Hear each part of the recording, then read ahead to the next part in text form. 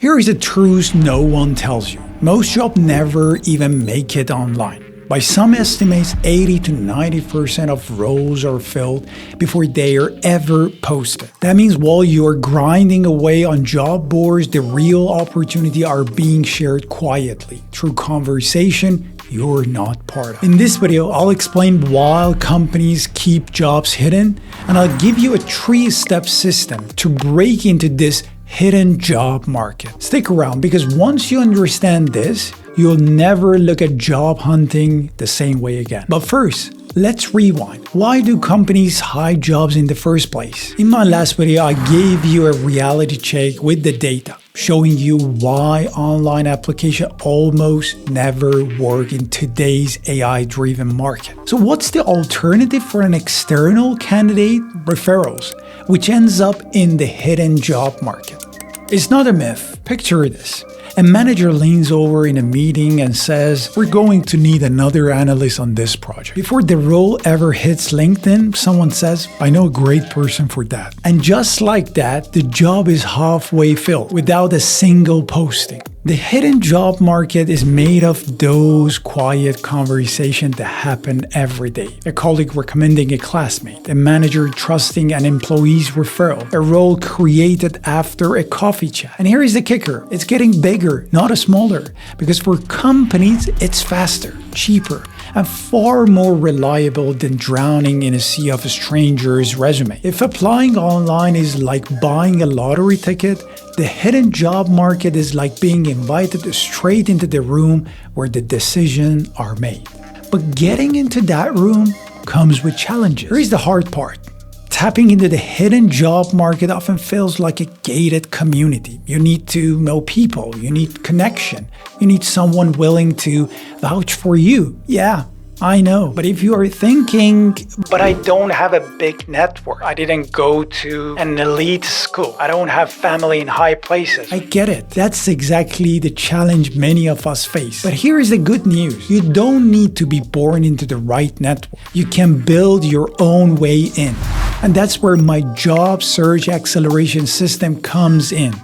A simple 3-step system. So let's start with step 1, because if you don't know where you're going, no strategy will get you there. As Seneca wisely said, if one does not know to which port one is sailing, no wind is favorable. That's exactly what happens when you're just spraying and praying with job application. You're moving, but without direction. Before you chart a path, you need to know where you actually want your career to go. Otherwise, every application is just drift. And if you're not sure what your next step should look like, don't worry. One tool I often use with my clients is the Odyssey plan framework. It helps you to sketch out 3 possible career paths, not just the safe one, but also the creative and the bold. Seeing those side by side makes it so much easier to choose a direction and start targeting employers with confidence. Once you know where you want to go, the next actionable step in this system is to build your list of 50 target employers. Don't overthink it. Just to start by thinking in a few broad categories. Dream employers, companies that are currently hiring, firms that hire people like you, and ones you genuinely enjoy working at. From there, you need to prioritize. And you can do it quickly by asking yourself these 3 questions. Are they hiring? Do I have or could I build an insider connection there? And lastly, am I genuinely motivated to work for them?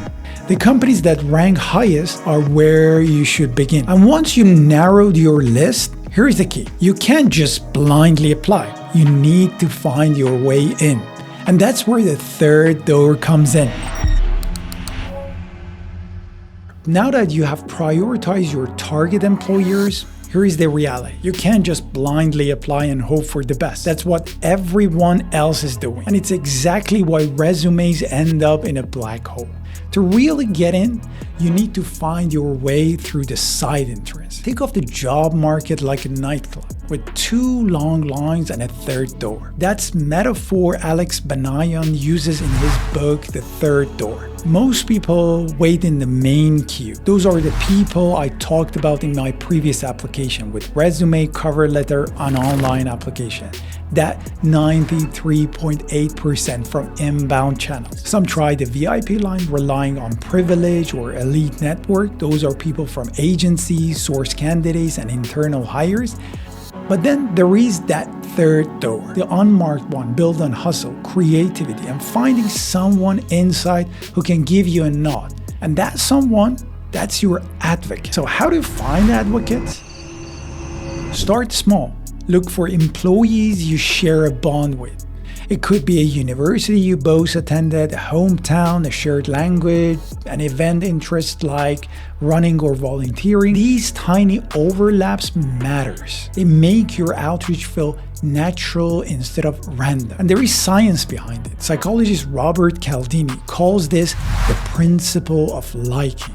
We are far more likely to help people who remind us of ourselves. When you highlight even a small connection, you stop being a stranger and start becoming someone familiar. And familiar people get replies. Now, when you reach out, your message should fit on one phone screen. I'll call it the 75-word ask. It has 6 elements that drastically increase your response rate. Can't unpack all this here, but I've broken them down step by step in my free masterclass, including copy-paste template. If you want access, just comment masterclass below and I'll send you the sign-up link once it's live. And when someone does agree to chat, use that time wisely. The goal isn't to beg for a job, it's to turn that contact into your advocate. Stephen Dalton's Tiara framework is one of the best scripts I know for this.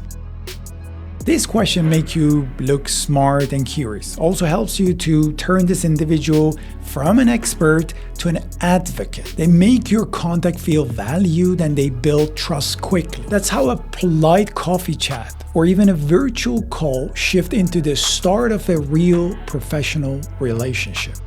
Now, not every IM leads to a referral right away, and that's normal. Here is where most job seekers get frustrated.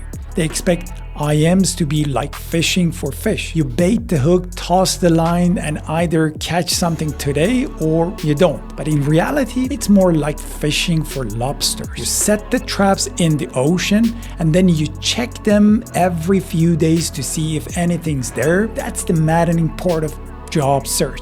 There is zero instant gratification. But if you keep setting those traps with consistent outreach and follow-ups, eventually you'll catch advocates who stick. All of these steps connect into what I call the flywheel referral loop.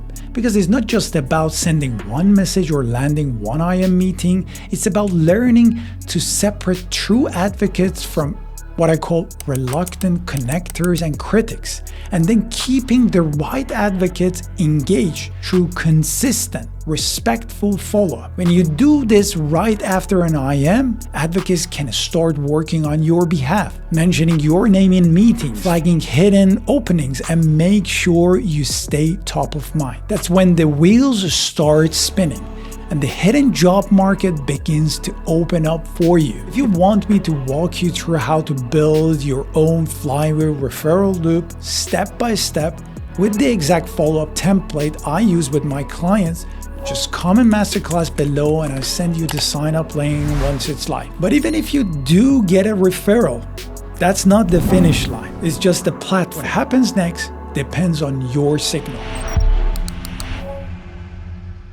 Here is where many candidates stumble. They think a referral is the finish line. It's not. A referral is just a platform. What matters next is how you show up once you're standing on it. That's what I call clarity in your signal. Because once your resume lands on a desk, thanks to an insider, the hiring manager is still asking, why you? Why now? And if your signal is fuzzy, the opportunity slips away. The clarity in your signal comes down into 3 elements: your presence, your proof, and your fit. But here is the key. that clarity isn't just for one conversation. It needs to echo through all of your communication. Your resume should highlight it. Your cover letter should reinforce it. Your LinkedIn profile should signal it. And when you walk into an actual job interview, it should come through naturally in how you talk about yourself, because consistency builds trust. If your story is clear and aligned across every channel, employers stop second guessing you and start picturing you in the role. You have learned where hidden jobs live and how to tap into it. But how do you actually bring clarity into your communication so that companies can't ignore you? That's exactly what I cover in my next video. Click here to continue watching.